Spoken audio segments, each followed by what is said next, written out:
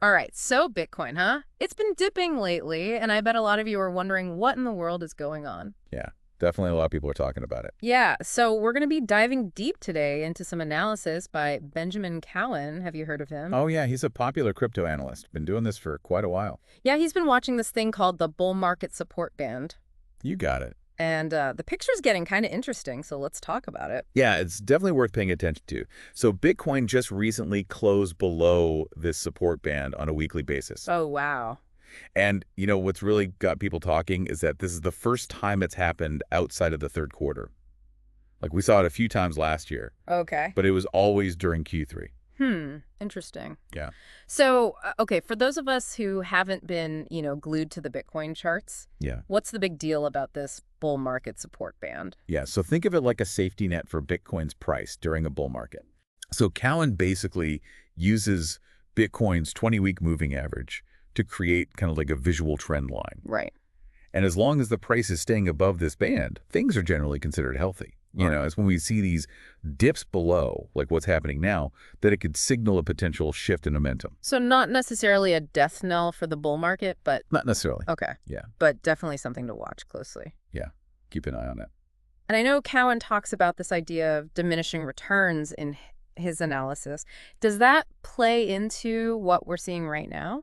Absolutely. So it's this idea that each Bitcoin cycle tends to have like lower percentage gains compared to the previous one. Okay. So like while we might have seen, those crazy 1000% gains in like the early days, those gains might taper off over time, say to like 500% or less. Okay. It's not that Bitcoin is doomed, but rather a natural progression as it matures. It makes you wonder, though, if those diminishing returns are also being influenced by, external factors. Because I know Cowan talks about the connection between Bitcoin and the stock market, especially after elections. Yeah, that's a crucial connection to understand. So like Cowan's analysis shows that historically the stock market tends to weaken after elections.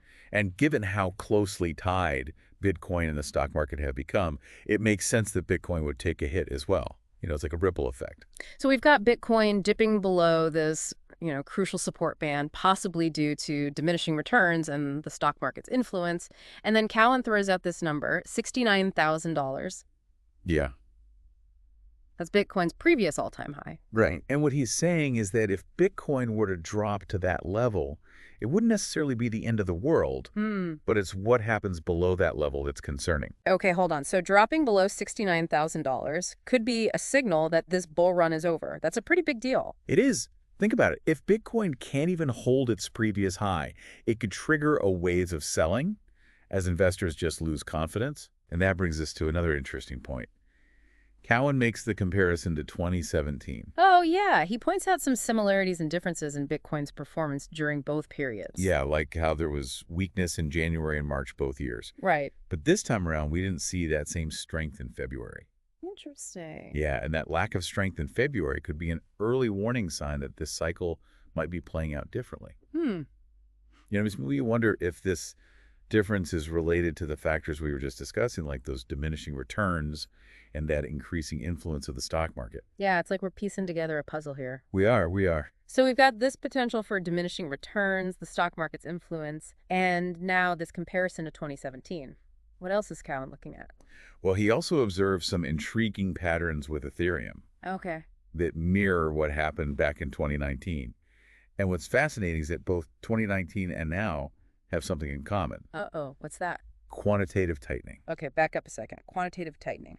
Yeah, so it's basically the opposite of quantitative easing, Okay. which is when central banks pump money into the economy. Right. Quantitative tightening is when they start pulling money out. Got it. So less money sloshing around, which could make riskier assets like crypto less appealing to investors. Exactly. And what Cowan points out is that both in 2019 and now, during periods of quantitative tightening, Ethereum took a hit. So this quantitative tightening could be another factor influencing the current dip, not just for Bitcoin, but for Ethereum too. Right. It seems like it all ties together. It really does. The stock market, quantitative tightening, Bitcoin, Ethereum, it's all interconnected. Wow. And understanding those connections is key to navigating this market effectively. All right, so we've got this bull market support band acting like a safety net for Bitcoin's price. diminishing returns possibly playing a role, the stock market potentially dragging it down, and now quantitative tightening adding to the mix. What's the overall takeaway for someone trying to make sense of all this? I think the key takeaway is that while this dip below the support band is noteworthy, it's not necessarily a reason to panic. Okay, good. Yeah, there are a lot of factors at play, Mm-hmm. and the next few weeks are going to be crucial in determining whether this bull market has more room to run or if a major correction is on the horizon. So it's a wait and see situation, Pretty much. but definitely one worth watching closely. For sure. And I know we're going to delve deeper into all of this in the next part of our deep dive. Oh, yeah, absolutely. Right. We'll explore the specific implications of these patterns and analyze what they could mean for both Bitcoin and Ethereum in the long run. Okay, well, I'm already hooked. Good, me too. Let's take a quick break and we'll be back with part 2 to continue unraveling this crypto mystery. Sounds good. Looking forward to it. So picking up where we left off, let's dig a little deeper into those Ethereum patterns Cowan highlighted. Remember how we talked about quantitative tightening and its potential impact on the crypto market? Yeah, it was fascinating to see how Ethereum's price action during this current period of quantitative tightening is almost mirroring what happened back in 2019. Right. Like, it's almost like history is rhyming, as Mark Twain might say. Exactly.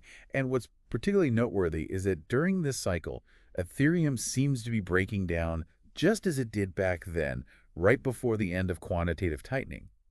It begs the question, could this be a sign of things to come for Bitcoin as well? Yeah, that's what I'm wondering. If Ethereum is struggling during this period, could Bitcoin be next? Especially considering they both seem to be reacting similarly to this tightening policy. Well, that's where Cowan's analysis gets really interesting. He points to a specific chart pattern that appeared in Bitcoin back in 2019, right around the time quantitative tightening was ending. A double top. A double top. That doesn't sound too good. No. What exactly does that mean in chart speak? So imagine Bitcoin's price hitting a high point twice, forming two peaks. That's your double top. It's a pattern traders watch closely because it often signals a potential reversal in an asset's upward trend. So if Bitcoin is forming a double top right now, does that mean we should be bracing for a downward move? It's not a guaranteed outcome, but it's definitely a red flag. Okay. And what makes it even more intriguing is that this potential double top is happening right around the same time as Ethereum's breakdown and during another period of quantitative tightening, just like in 2019. Okay, I'm starting to see the picture here, but let's rewind for a second. If I remember correctly, back in 2019, Bitcoin did eventually break below its bull market support band, right? So are we saying history might be repeating itself? It's certainly a possibility. Cowan suggests that if Bitcoin does indeed break down from this potential double top, we could see a scenario where it rallies back up to a lower high and then ultimately declines to a lower low. Hold on. So not only could we see Bitcoin dip below that critical $69,000 level, but it might not even recover back to its current highs. It might not. That's a bit unsettling. It is. And this potential scenario aligns with his earlier point about Bitcoin possibly following a similar path to what it did back in 2019. Remember, that's when we saw the drop below the support band, a rally back up to a lower high, and then a slide down to a lower low before any significant recovery took place. Okay, so we've got this potential double top forming, the stock market's still wobbling, quantitative tightening looming, and Ethereum flashing warning signs.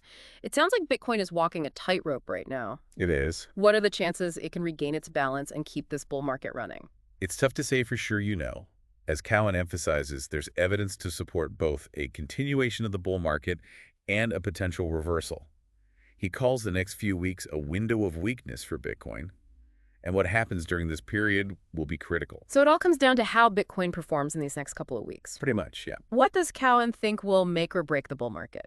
He points to $73,000 as a key level to watch. If Bitcoin can hold above that level, or even just dip slightly below it and recover quickly, there's a good chance the bull market can continue. So $72,000 is like the line in the sand. Stay above it and the bulls charge ahead. Yeah, you got it. Fall below and things could get messy. Pretty much. Okay, but here's the catch. Cowan also warns that if Bitcoin breaks down below $62,000 or $63,000, it would be retesting a key trend line from 2019. Wait a minute, are we talking about that trend line from back in 2019 that Bitcoin bounced off of right before its massive rally? The very same. And Cowan believes that if Bitcoin retests that trend line now and fails to hold it, could signal the end of this bull cycle. Okay, so we've got $73,000 as the bullish signal and $63,000 as the bearish signal. And let's not forget that psychological level of $69,000, the previous all-time high. Bitcoin's got a lot of hurdles to jump over in the coming weeks. Indeed.